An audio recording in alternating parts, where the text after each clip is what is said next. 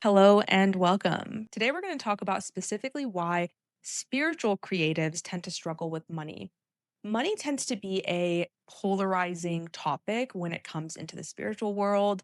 So, let's just have a different perspective on it, okay? Because I want to not just talk about why they struggle with it, but also how we can work toward healing our relationship to money. Because as we're going to discover, this is not just about money. I actually just recently made another video going deeper into why money wounds are not just about money. So make sure you check that out. I'll have that link down below. I also want to talk about how you can identify that you have a money wound. Now, a lot of people know if they have a money wound, right? They might have some trauma around money, being in scarcity currently, or it could be that money was a material replacement for a lack of emotional support growing up. And one of the ways that we can really tell that we have a money wound is if there are a lot of contradictory beliefs around money. So this can look like wanting a lot of money, but then also having a lot of thoughts around like it's not a spiritual thing or I don't want to be attached to anything or I want a lot of money, but then also having this feeling that people who have money are unethical, right? Or they had to sacrifice their integrity. There can almost be this like moral superiority. And when we have these polarizing or opposing ideas around a topic, that shows me that there's actually a lot of unconscious material around that thing. And this is important because when there is unconscious material around something, we cannot see it clearly. It's elusive, it's foggy, it keeps shape shifting. And so, how do we maintain a relationship to it when we can't see it clearly? So, the first rule is to be able to see what's happening, what's going on in this relationship with money. And then we're able to do some work to understand where our real sense of safety comes from, which is what we'll talk about later. Okay. So let's talk about why specifically spiritual creatives tend to struggle with money. Spiritual creatives tend to be sensitive. So they are the ones growing up that learned to read the room, to read the shifting energies, the shifting emotions, and to be able to become the manager of those emotions because they see them, they perceived them, because they were paying more attention. So unconsciously, they become the healer, the helpers, right? They're doing all of this to maintain safety and connection. That's the thing that matters the most. And so, a lot of things that are opposing that, which is asking for help, asking for support, being the one who needs something, has to go into the unconscious, has to go into the shadow. And so, what eventually ends up happening is that this becomes an identity. This survival adaptation, this survival strategy becomes an identity. So, it's no longer what you do, but who you are. I am the generous one. I am the helper. I am the healer. I am the listener. I am the one that supports people. And once adaptations reach the level of identity, it becomes very difficult for us to disengage from them because to us, our identity is everything, right? This is where we gain a lot of our safety from.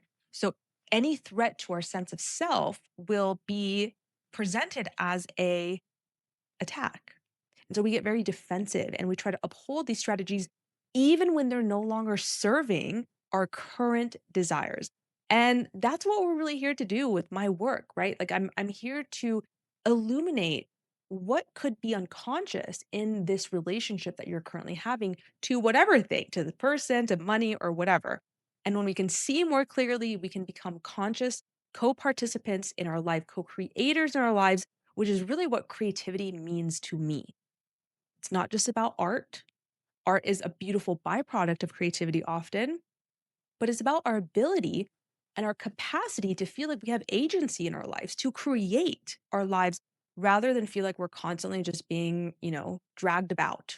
Once we understand that these survival strategies have become an identity, oftentimes this can be a painful process. And it often requires somebody else having to show us this because we can't often see it. Now, where does money come into this, right? This is about money. Money does a very interesting thing. Money asks uncomfortable questions like, what do you need? What do you desire? What do you want? What is your work worth?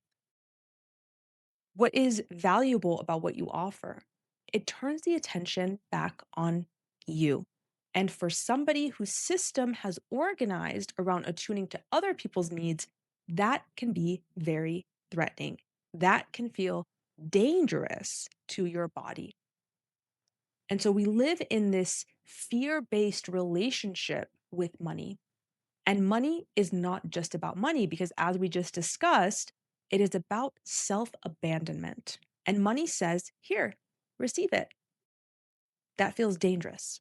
And so this is why when we're talking about these things, we hear a lot in the manifestation world about money and doing affirmations and doing all these things. And those are good and well to some degree.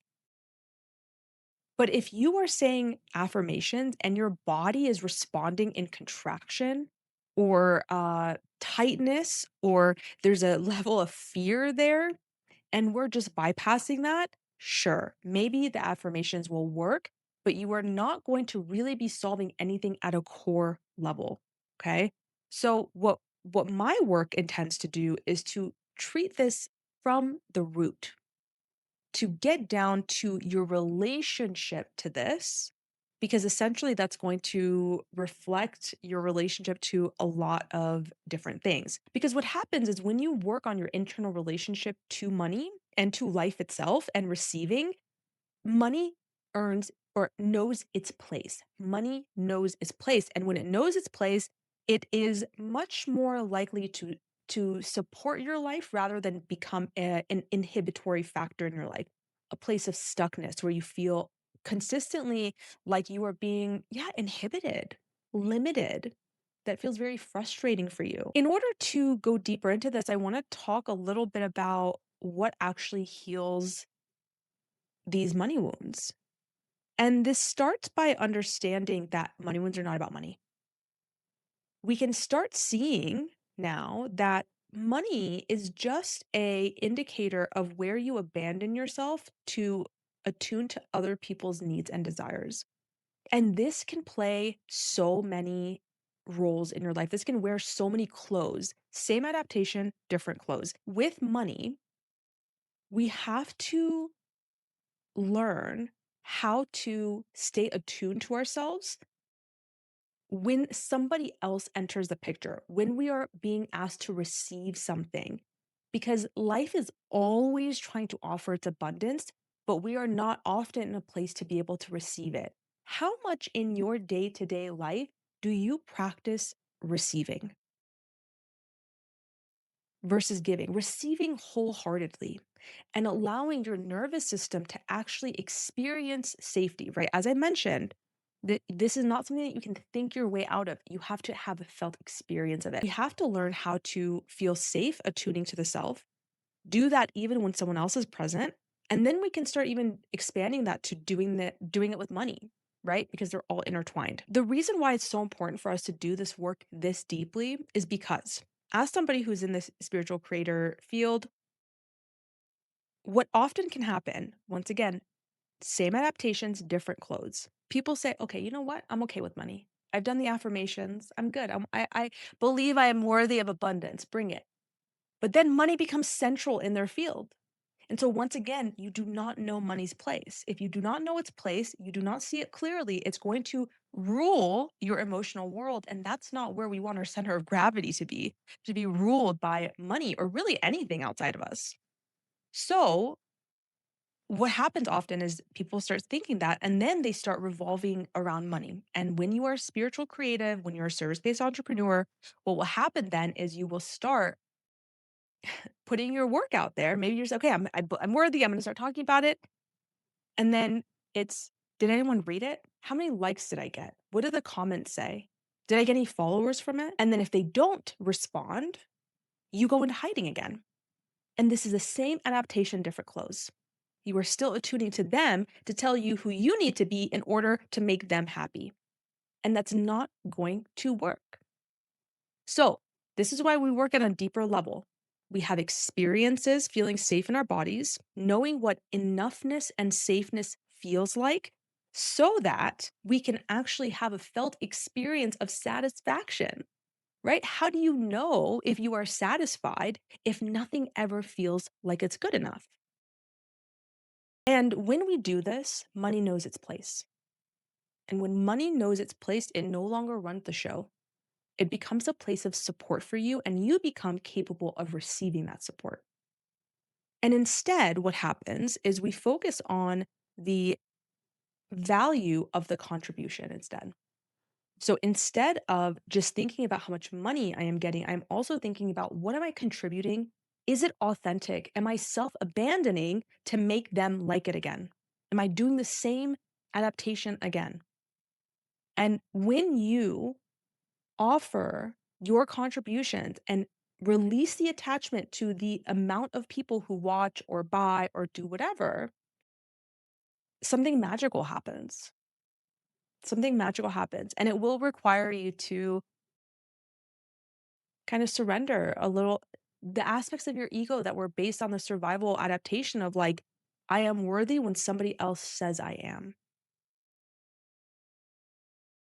I am worthy when I say I am. What does that feel like in my body to feel my worth and still want to genuinely contribute? What wants to come out then? It's really easy for us as a society to think in black and white. Oh, money matters. Money doesn't matter. It's not like that. Everything has its place energetically.